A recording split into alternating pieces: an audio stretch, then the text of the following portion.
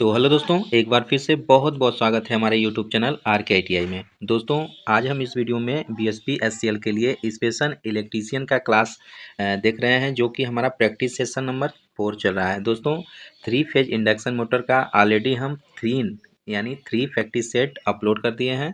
तो आप लोग नहीं देखे हैं तो वीडियो सेक्शन में जाके जरूर देख लेंगे। आज हमारा प्रैक्टिस सेशन 4 होने वाला है, जो कि यह लास्ट प्रैक्टिस सेशन होने वाला है। दोस्तों, इसके बाद एक नए चैप्टर का बिगनिंग करेंगे, देन उसका प्रैक्टिस करेंगे। तो वीडियो को ज़्यादा ज़्यादा आप लोग शेयर कर दीजिएगा और चैनल पे नए हैं तो सब्सक्राइब जरूर कर लीजिएगा। ओके दोस्तों, तो आप आने वाला आपका BSP SCL के लिए इम्पॉर्टेंट ये सभी प्रश्न होने वाले हैं। तो चलिए फिर क्वेश्चन को स्टार्ट कर लेते हैं।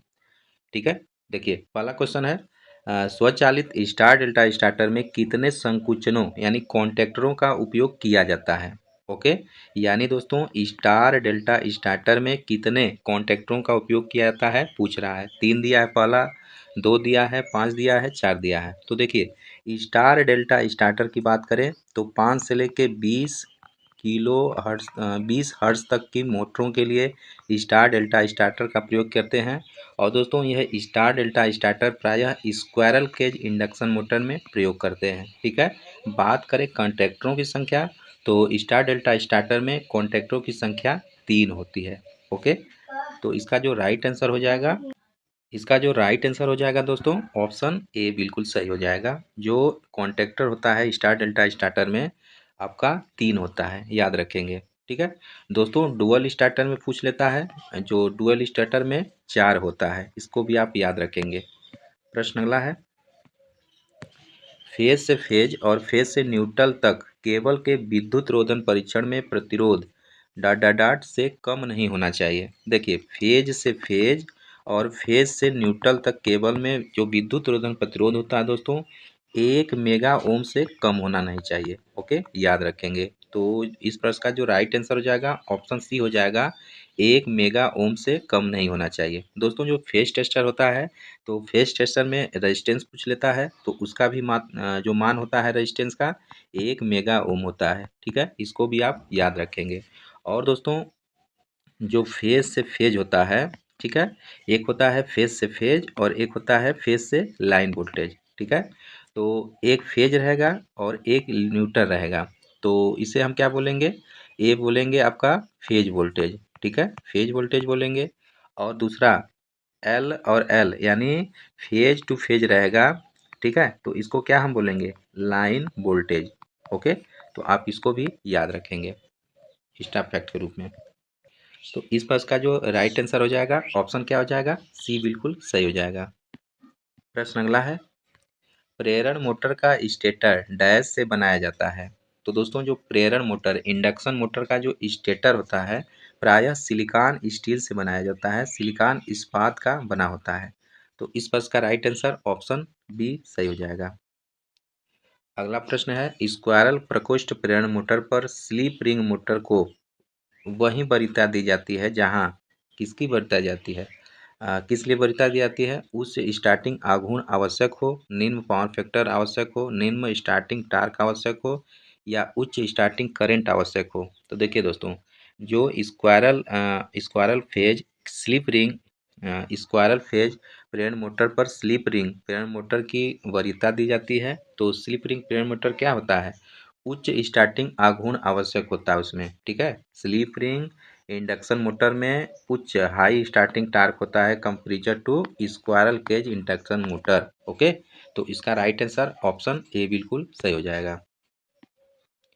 अगला प्रश्न है, यदि हम एक प्रेरण मोटर के पोल को 2 गुना कर दें तो इसकी गति क्या हो जाएगी।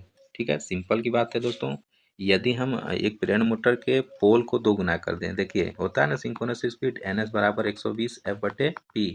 तो अगर हम पोल को ही 2 गुना कर दें तो हमारी स्पीड क्या हो जाएगी, 2 गुनी कम हो जाएगी। ओके, तो इसका जो राइट आंसर क्या हो जाएगा, आधा हो जाएगा। ठीक है, 2 गुना जब बढ़ा देंगे तो स्पीड क्या हो जाएगी, आधी हो जाएगी। तो इसका जो राइट आंसर हो जाएगा ऑप्शन सी सही हो जाएगा। ठीक है दोस्तों, क्योंकि NS synchronous speed inversely proportional होता है पोल के।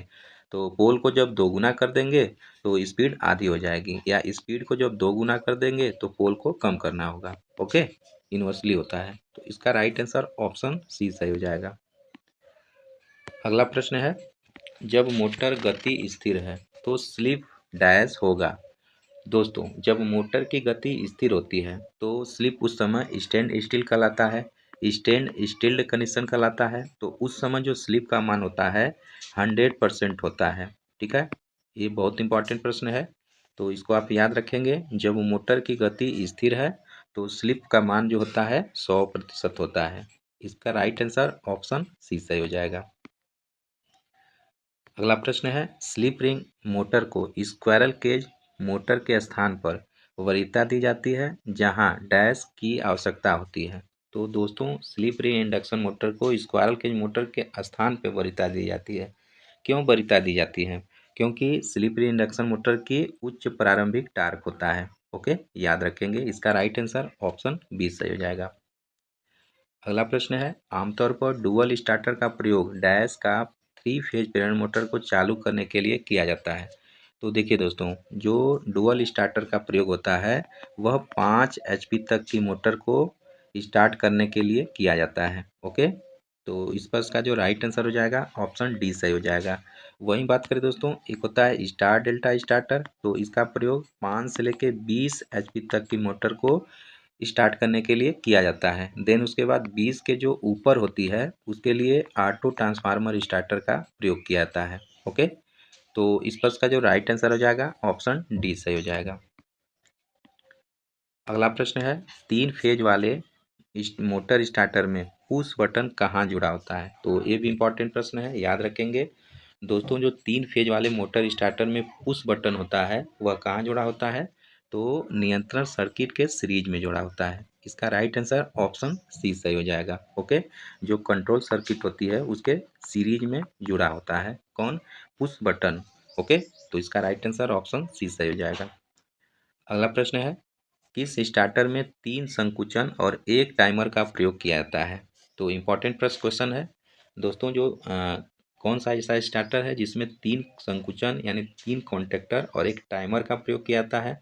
तो याद रखेंगे दोस्तों, इस पर का जो राइट आंसर हो जाएगा क्या हो जाएगा? इस पर का राइट आंसर ऑप्शन डी सही हो जाएगा, ऑटोमेटिक स्टार डेल्टा स्टार्टर। जो ऑटोमेटिक स्टार डेल्टा स्टार्टर होता है उसमें 3 संकुचन, 3 कॉन्टेक्टर और 1 टाइमर का उपयोग किया जाता है। तो इस पर का राइट आंसर ऑप्शन डी हो जाएगा, बिल्कुल सही हो जाएगा। ओके, याद रखेंगे। अगला प्रश्न है, 3 फेज 440 वोल्ट 60 हर्ट्ज प्रेरण मोटर की स्लिप 3% है, तो रोटर धारा की आवृत्ति का मान ज्ञात करिए। ओके दोस्तों, तो रोटर धारा की आवृत्ति का मान ज्ञात करना है। तो देखिए, यहाँ पे सबसे पहले जो दिया है उसको हम लिख लेते हैं। देखिए, यहाँ फ्रीक्वेंसी दे दिया कितना, 60 हर्ट्ज दे दिया है। ठीक है, और स्लिप स्लिप का मान कितना दिया है, 3% दिया है। ठीक है दोस्तों, 3% को हम 0.03 लिख सकते हैं। ठीक है, अब देखिए एफ आर का मान हमें ज्ञात करना है। तो फिर फार्मूला होता है रोटर फ्रीक्वेंसी एफ आर बराबर S into F. Okay, F R बराबर स्लिप इंटू सप्लाई फ्रीक्वेंसी होता है। तो मान रख देते हैं, एफ आर बराबर एस का मान है 0.03 और एफ का मान दिया है 60 यानी 60 दिया है। तो सोल्व कर देते हैं। तो ये आपका ये कितना हो जाएगा जब सोल्व करेंगे? तो 1.8 हर्ट्स आ जाएगा। ठीक है, तो यानी फाइनली हमारा एफ आर का मान 1.8 हर्ट्स हो जाएगा। ठीक है, तो इसका जो राइट आंसर हो जाएगा ऑप्शन बी सही हो जाएगा, 1.8 हर्ट्स हो जाएगा। ठीक है दोस्तों, याद रखेंगे। अगला प्रश्न है, प्रेरण मोटर के लिए निर्भर पर स्लिप यानी नो लोड पे स्लिप पूछ रहा है दोस्तों। ठीक है, तो दोस्तों नो लोड पे जो स्लिप का मान होता है वह 1 से कम होता है। ठीक है, याद रखेंगे। तो इसका जो राइट आंसर हो जाएगा ऑप्शन डी सही हो जाएगा, यानी नो लोड पे जो स्लिप का मान होता है 1 से <1 होता है, 1 से कम होता है निर्भर पे, नो लोड पे। वहीं बात करें दोस्तों, जो अगर स्टैंड स्टिल कंडीशन है यानी जब रोटर रुका हुआ है तो उस समय 100% होता है स्लिप का मान। वहीं जब स्टेटर स्टेटर की गति रोटर की गति के जब बराबर हो जाती है तो स्लिप का मान 0 हो जाता है। ठीक है, सभी कंडीशन को आप अच्छे से याद रखेंगे। प्रश्न अगला है, एक प्रेरण मोटर में स्लिप रिंग बना होता है। ठीक है दोस्तों, तो जो प्रेरण मोटर होता है तो इसमें स्लिप रिंग किस चीज़ का बना होता है? याद रखेंगे, फास्फर ब्रांच का बना होता है। इसका राइट आंसर ऑप्शन डी सही हो जाएगा। अगला प्रश्न है, एक दिष्ट धारा मोटर पूर्ण भार पर 1725 आरपीएम और शून्य भार पर 1775 आरपीएम पर चल रही है। ओके, गति नियमन क्या होगा? ठीक है दोस्तों, तो इसमें गति नियमन यानी स्पीड रेगुलेशन पूछ रहा है, गति नियमन पूछ रहा है। तो देखिए रेगुलेशन जो होता है, क्या होता है formula? Speed n0 minus N full load बटे एन फुल लोड गुणे 100, ये होता है आपका स्पीड रेगुलेशन। तो इसमें मान रख देते हैं। तो देखिए यहाँ पे दिया है, जो फुल लोड का मान दिया है वह 1725 आरपीएम दिया है पूर्ण भार पर, और जो नो लोड का मान दिया है n0 का मान दिया है वह 1775 आरपीएम दिया है। ठीक है, तो मान रख देते हैं। तो n नो लोड, तो नो लोड में क्या है आपका 1775 है, माइनस फुल लोड में 1725 है बटे फुल लोड 1725। ठीक है, और आपका गुणे 100 या ऊपर सोल्व करेंगे तो 50 आ जाएगा, नीचे सोल्व करेंगे तो 1725 है ही, गुणे 100।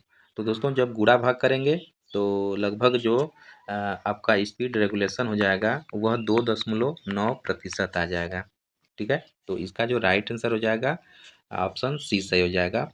जो स्पीड रेगुलेशन है, गति नियमन है, इसका आ जाएगा 2.9%। ऑप्शन सी सही हो जाएगा इसका। अगला प्रश्न है, एक स्लिप रिंग प्रेरण मोटर में क्या होता है? एक स्लिप रिंग प्रेरण मोटर में उच्च प्रारंभिक आघूर्ण होता है दोस्त। ओके, जो स्लिप रिंग इंडक्शन मोटर होता है उसमें उच्च प्रारंभिक आघूर्ण होता है। तो इसका राइट आंसर ऑप्शन सी सही हो जाएगा। प्रश्न अगला है, एक 3 फेज 230 वोल्ट 50 हर्ट्ज प्रेरण मोटर में 2% संपर्क है यानी स्लिप है। तो घूर्णन धारा की आवृत्ति, दोस्तों इससे पहले वाला क्वेश्चन सेम इसी प्रकार हम सोल्व किए हैं, तो आपके लिए यह होमवर्क है।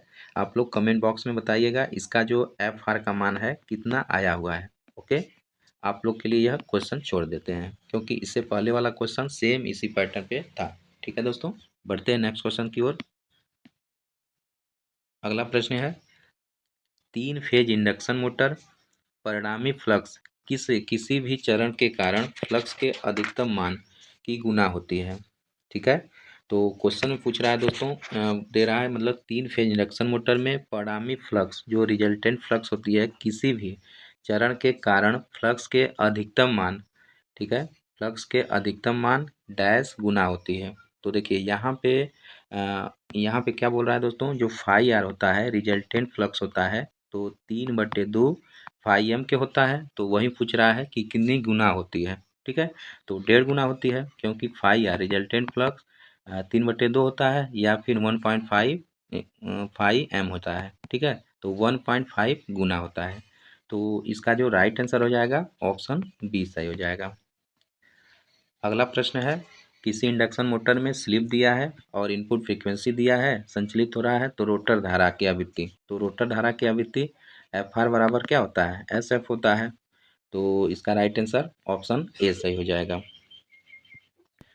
अगला प्रश्न है दोस्तों, किसी त्रिकली प्रेरण मोटर में जब हम स्टेटर वाइंडिंग को सप्लाई देते हैं, ठीक है, तो कॉइल में धारा के कारण स्टेटर में डैश निर्मित होता है। क्या निर्मित होता है? Electrical power, magnetic flux, torque, voltage. तो देखिए हम 3 फेज इंडक्शन मोटर में जब स्टेटर में सप्लाई देते हैं, ठीक है, सप्लाई देते हैं, तो कॉइल में धारा के कारण क्या उत्पन्न होता है? तो कुछ नहीं, चुंबकीय फ्लक्स उत्पन्न होता है, तभी तो मैग्नेटिक फील्ड क्रिएट होता है फैराडे के नियम के अनुसार। तो वो रोटर को कट करता है जिससे हमारा रोटर चलने लगता है। तो इसका जो राइट आंसर हो जाएगा ऑप्शन बी सही हो जाएगा। प्रश्न अगला है दोस्तों, तीन फेज प्रेरण मोटर इंडक्शन मोटर में अचर हानि निर्धारण की जाती है। दोस्तों देखिए यहाँ अचर हानि दिया है, तो अचर यानी को याद रखेंगे, इसे हम बोलते हैं स्थिर हानि। ठीक है, स्थिर हानियाँ।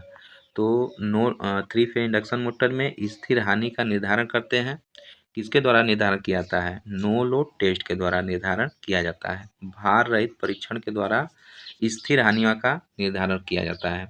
तो दोस्तों इसका जो राइट आंसर हो जाएगा ऑप्शन ए सही हो जाएगा। याद रखेंगे। प्रश्न अगला है, जब रोटर प्रतिघात के बराबर हो जाता है तब प्रेरण मोटर का प्रवर्धन यानी स्टार्टिंग टार्क डैश होता है। तो देखिए दोस्तों, जब आपका R2 जब X2 के बराबर हो जाता है तो क्या होता है, तो स्टार्टिंग टार्क अधिकतम हो जाता है। याद रखेंगे, इसका राइट आंसर ऑप्शन डी सही हो जाएगा। जब R2 बराबर क्या होता है, यस X2 होता है, तो अधिकतम के लिए स्लिप का मान जब 1 हो जाता है तो क्या होता है, R2 बराबर यस X2 हो जाता है। तो उस समय क्या हो जाता है, अधिकतम हो जाता है तार का मान। तो इसका जो राइट आंसर हो जाएगा ऑप्शन डी सही हो जाएगा। अगला प्रश्न है, एक प्रेरण मोटर में जैसे ही एयर गैप का अंतर बढ़ता है। दोस्तों, जब प्रेरण मोटर में जैसे ही हम वायु का अंतर बढ़ाते हैं तो क्या होता है, मोटर की गति कम हो जाएगी, बढ़ जाएगी, वायु हानि बढ़ जाएगी या पावर फैक्टर घट जाएगा। तो देखिए, इसका जो राइट आंसर हो जाएगा ऑप्शन डी हो जाएगा। एक प्रेरण मोटर में जैसे ही वायु का अंतर बढ़ता है यानी एयर गैप जैसे ही हम बढ़ाते हैं तो पावर फैक्टर का मान कम हो जाता है। ठीक है, ऑप्शन डी इसका सही हो जाएगा, क्योंकि दोस्तों जो एयर गैप होता है इन्वर्सली प्रोपोर्शनल पावर फैक्टर के होता है। तो पावर फैक्टर को हम जब एयर गैप को बढ़ाते हैं तो पावर फैक्टर हमारा कम हो जाता है, या जब पावर फैक्टर को बढ़ाएंगे तो एयर गैप हमारा कम हो जाएगा। ठीक है, तो इसका राइट आंसर ऑप्शन डी सही हो जाएगा। ठीक है दोस्तों, अगला प्रश्न देख लेते हैं। एक प्रेरण मोटर में अधिकतम बला गुण उत्पन्न करने के लिए कंडीशन क्या है। ओके, तो दोस्तों एक प्रेरण मोटर है, तो एक प्रेरण मोटर में हम अधिकतम बला गुण जब करते हैं तो उसके लिए क्या होना चाहिए। पहला दिया है, लोड धारा रेटेड धारा के बराबर होना चाहिए, रोटर प्रतिरोध स्टेटर प्रतिरोध के बराबर होना चाहिए, या rotor resistance equal to rotor reactance, या फिर स्लिप रिंग या स्लिप इज जीरो। तो दोस्तों इससे पहले वाला जो प्रश्न देखे थे, जब आपका रोटर रिएक्टेंस जो rotor resistance equal to rotor reactance के हो जाता है तो अधिकतम बल आघूर्ण उत्पन्न होता है। ओके, तो इसका जो राइट आंसर हो जाएगा ऑप्शन सी सही हो जाएगा। ठीक है, इस पर इसका राइट आंसर ऑप्शन सी हो जाएगा, rotor resistance equal to rotor reactance के जब हो जाएगा। ठीक है दोस्तों, तो आज के लिए बस रहने देते हैं इतना ही। तो दोस्तों 4 सेशन में जो practice set 1, 2, 3 and 4 4 practice session में अधिकतम हम आपका 3 फेज इंडक्शन मोटर से जितने भी इम्पॉर्टेंट क्वेश्चन बन रहे थे उसको हम इस सभी वीडियो के माध्यम से हम करा दिए। ठीक है, तो आगे जो हमारी वीडियो आएगी एक नए चैप्टर से शुरुआत करेंगे, देन उसका प्रैक्टिस सेट करेंगे। ओके दोस्तों, तो वीडियो को ज़्यादा ज़्यादा आप लोग शेयर करिए, फॉरवर्ड करिए, और चैनल पे नए हैं तो सब्सक्राइब जरूर कर लीजिएगा। मिलते हैं नेक्स्ट वीडियो में, तब तक के लिए नमस्कार।